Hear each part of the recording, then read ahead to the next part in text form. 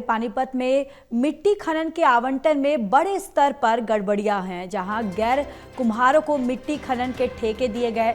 सरकारी नौकरी करने वाले और प्रोफेसर भी शामिल। कुछ डीटीपी की पत्नियों को भी ठेका दिया गया।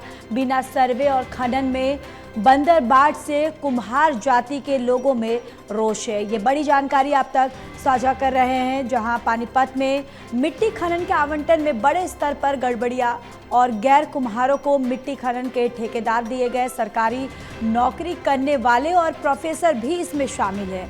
कुछ डीटीपी की पत्नियों को भी ठेका दिया गया है। बिना सर्वे और खनन में बंदरबाट से कुम्हार जाति के लोगों में रोष है।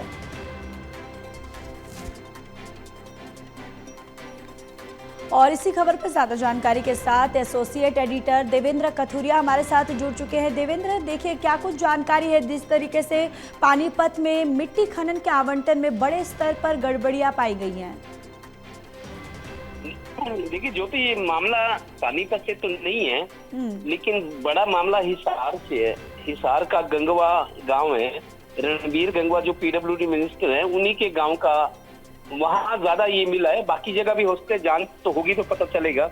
लेकिन हिसार के गांव गंगवा में बड़े स्तर पर इस तरह की चीजें सामने आई हैं। करीब 2.5 दर्जन ऐसे लोगों को मिट्टी खनन का ठेका दिया गया।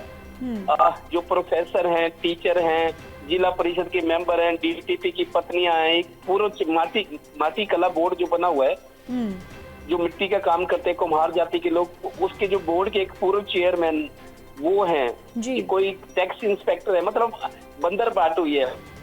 आपको बता दूं ज्योति, आजकल रेत और सीमेंट तो मिल जाती है, लेकिन मिट्टी की बहुत किल्लत है। मिट्टी बहुत महंगी हो गई है, क्योंकि आप सड़क बनाओ, घर बनाओ, कुछ भी बनाओ, मिट्टी चाहिए। और मिट्टी के भाव बहुत बढ़ गए हैं। तो मिट्टी के खनन के जो पट्टे दिए गए हैं, 2 एकड़ गांव है हिसार के गांव में, 2 एकड़ गांव जो मिट्टी खनन के लिए थी। लेकिन उसमें बात ये सामने आई है, जो जरूरतमंद है, जिनके लिए ये योजना है, उनको पता तक नहीं, सर्वे नहीं किया गया। लेकिन जो लिस्ट बनी उसमें प्रोफेसर, टीचर, जिला परिषद के लोग, डीटीपी की पत्नियां, पूर्व चेयरमैन, इंस्पेक्टर, मतलब सरकारी नौकरी से जुड़े, जिनको ठेका मिल ही नहीं सकता जी। तो मिट्टी बहुत महंगी है, तो उनको खनन का ठेका दिए 2 एकड़ जगह पे। लेकिन ये जो सूची बनी है, ये मुख्यालय से आई है, चंडीगढ़ से, जो पता लगा है।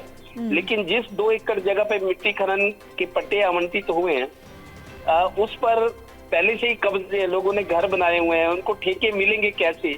मतलब ना तो जमीन का सर्वे हुआ, ना उनका सर्वे हुआ जो लाभार्थी थे इस योजना के तहत, जिनको लाभ मिलना था। तो बहुत बंदरबाट हुई है। अब इस मामले की ऊपरी स्तर पर जांच होगी। अगर निष्पक्ष जांच होती है तो इस मामले में कई लोगों के खिलाफ धोखाधड़ी के केस दर्ज हो सकते हैं। हालांकि जिनके नाम ये पट्टे छूटे हैं, उनका कहना है हमें तो पता ही नहीं हमारा नाम कैसे आ गया। अब वो अनजान बन रहे हैं, लेकिन सब कुछ मिली भगत से हुआ है, बंदरबाट हुई है। और एक बड़ी मीडिया रिपोर्ट में ये खुलासा हुआ है। तो मेरे को लगता है सरकार इस मामले की जांच कराएगी जरूर। जी बिल्कुल। चलिए देवेंद्र, तमाम जानकारी के लिए धन्यवाद।